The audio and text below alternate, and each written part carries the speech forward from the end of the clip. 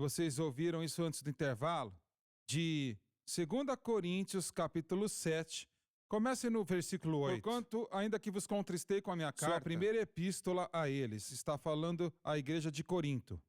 Não me arrependo. Espera aí um pouquinho, John. Sim. Veja, ele não retira, ele não está arrependido quando ele enviou a carta, mesmo que a carta que nós agora temos, e era muito forte. Não me arrependo, embora já me tivesse arrependido. Ele, na verdade, estava orando que eles não entendessem da maneira errada, porque ia machucá-los. Não é uma contradição. Ele teve que enviar a carta, mas se lamentou por ter tido que enviá-la, por ver que aquela carta vos contristou, ainda que por pouco tempo. Arrependeram-se e a dor foi suprimida. Então nós vemos Paulo aqui. Ele não se arrependeu de trazê-los para o arrependimento. E ainda assim nós vemos muitos na igreja hoje indo para a direção oposta. Ele sabia que era essencial eles chegarem a esta posição de arrependimento. E isto eram cristãos, não eram incrédulos, mas eram crentes. Ele estava falando com crentes, porque eles estavam indo para uma direção errada. E começaram a ir para a lei.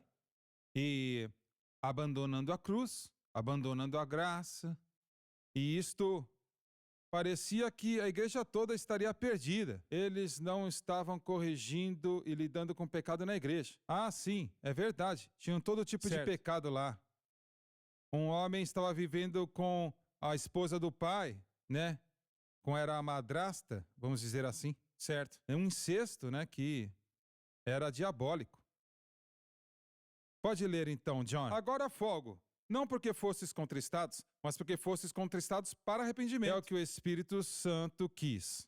Pois fostes contristados segundo Deus. Leia de novo. Pois fostes contristados segundo Deus, para o arrependimento, de maneira que por nós não padecemos dano em coisa alguma. Indica a dor do arrependimento, mas de maneira nenhuma sofreram perda.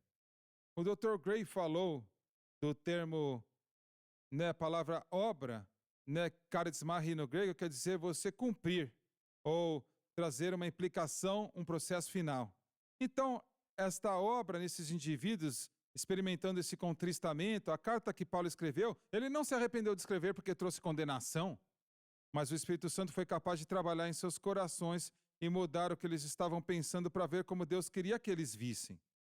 Pode ler então. Porque a tristeza, segundo Deus, dor instigada pelo Espírito Santo por causa do delito, opera arrependimento para a salvação, da qual ninguém se arrepende. Tal ação nunca será lamentada. Mas a tristeza do mundo opera a morte. Descreve uma pena que é simplesmente um remorso, frequentemente um desespero.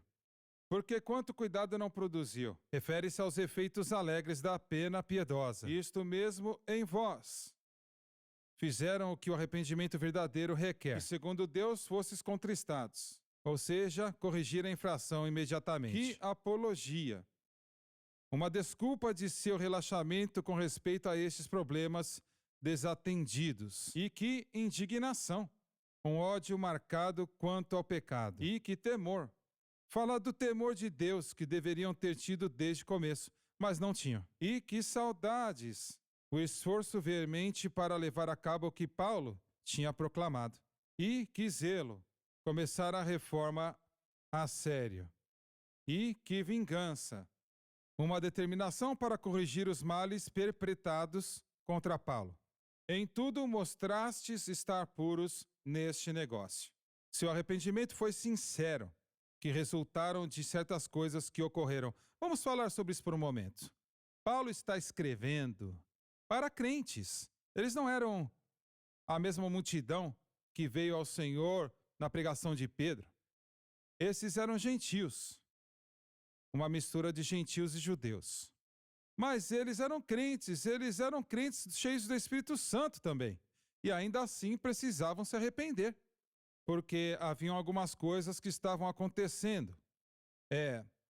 Isto é algo que às vezes é mais difícil fazer os crentes se arrependerem do que é o incrédulo se arrepender. Sabe o que aconteceu no dia de Pentecostes? É claro que foram pessoas incrédulas que experimentaram o poder de convicção do Espírito Santo, mas em 2 Coríntios 7, que estamos falando aqui de crentes, recebendo o poder de convicção do Espírito Santo e respondendo a isto de uma maneira positiva, da maneira certa, reconhecendo que estão errados e reconhecendo que são pecadores e voltando-se para Cristo. E em Apocalipse capítulo 3, Jesus, falando com as igrejas, a igreja de Laodiceia, ele disse no versículo 19, eu repreendo e castigo a todos quantos amo. Sê, pois, zeloso e arrepende-te. Olha que declaração. Eu repreendo e castigo a todos Que quantos versículo que amo. é esse? Apocalipse 3, 19. Muito bem. Então, para 7 igrejas da Ásia, 5 destas igrejas, o Espírito Santo, através de Cristo, exigiu arrependimento. Agora, isto é muito forte. 5 das 7 igrejas, ele exigiu arrependimento. Veja, qual é a diferença entre o arrependimento do crente e o incrédulo? Para aquele que já é salvo e aquele que não é salvo. Eu acho que a mudança, no coração da pessoa, a direção do coração da pessoa é a diferença. Porque o pecador e o crente, o santo, eles têm que voltar para Cristo. E voltar para o caminho de Deus. Eu acho que desta maneira não há diferença. Mas as especificações podem ser diferentes, porque o incrédulo, ele está se arrependendo pela primeira vez. Ele está aceitando a Jesus como seu Salvador pela primeira vez. O crente, ele está se arrependendo, pode ser uma variedade de coisas diferentes, mas ele pode estar se arrependendo, do pecado individual.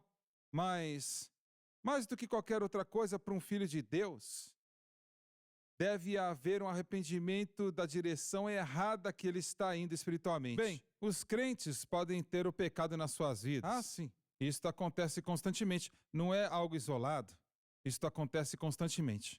E o Espírito Santo lida com aquela pessoa e eles precisam se arrepender. Sim. E pedir para Deus perdoá-los, eu fiz algo errado, ou eu pequei.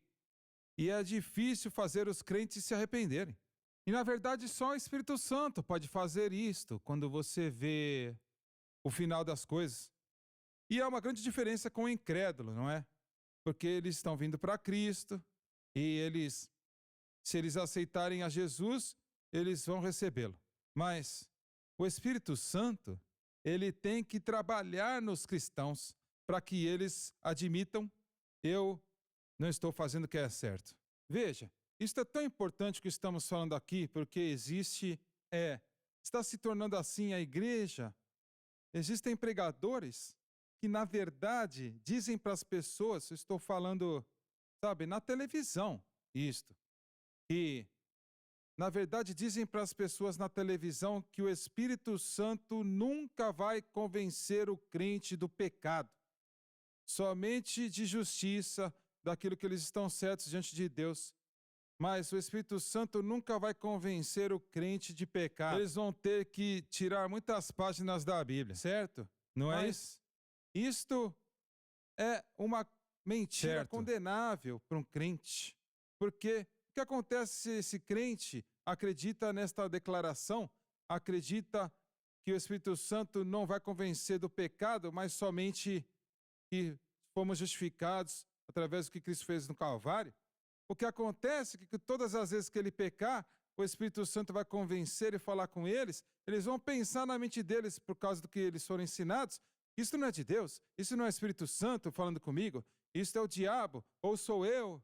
E eles, na verdade, em seu próprio espírito, podem estar enxergando algo que é bom, a convicção do Espírito Santo, como maligno. E que terrível que isso seria. Bob, eu sinto que se uma pessoa ela insiste em permanecer nesta direção, eles eventualmente vão perder a sua alma. Pode, eventualmente, chegar a este ponto. Mas, isto aqui, este versículo que eu li, Apocalipse 3, versículo 19, é apenas um de muitos versículos que nos dizem que o Espírito Santo convence do pecado. Certo. Alguns que fazem essa declaração que eu acabei de dizer, que o Espírito Santo não convence o crente do pecado, eles tentam usar João capítulo 16, versículo 8 a 11, como o apoio, versículo de apoio, que Jesus disse, quando o Espírito Santo vier, ele vai convencer o mundo né? Ou repreender o mundo do pecado, da justiça e do juízo. E eles interpretam este versículo dizendo que o que quer dizer, note, Jesus, ele não disse que o Espírito Santo vai convencer os crentes da justiça, do pecado e do juízo, mas o mundo. Então, eles dizem o Espírito Santo não existe versículo na Bíblia que diz que o Espírito Santo convence o crente. Mas isto aqui nos diz que o Espírito Santo faz isso. Esta palavra para repreender em João 16:8, que pode ser traduzida como a palavra convencer, é a mesma palavra grega, alenko, e é usada aqui em Apocalipse 3:19. Jesus disse, eu repreendo e castigo a todos quanto eu amo, né? Eu repreendo. Esta é a palavra alenko.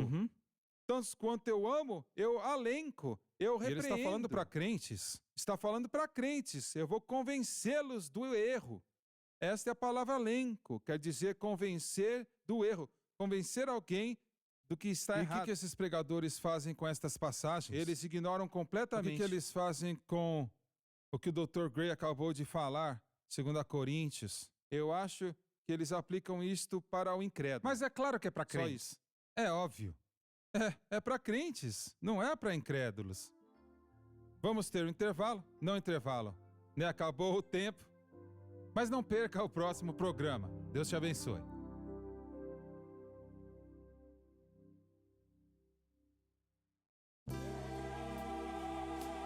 Obrigada por assistir o programa de hoje, um estudo na palavra. Assista os programas arquivados online no site sunlifetv.com.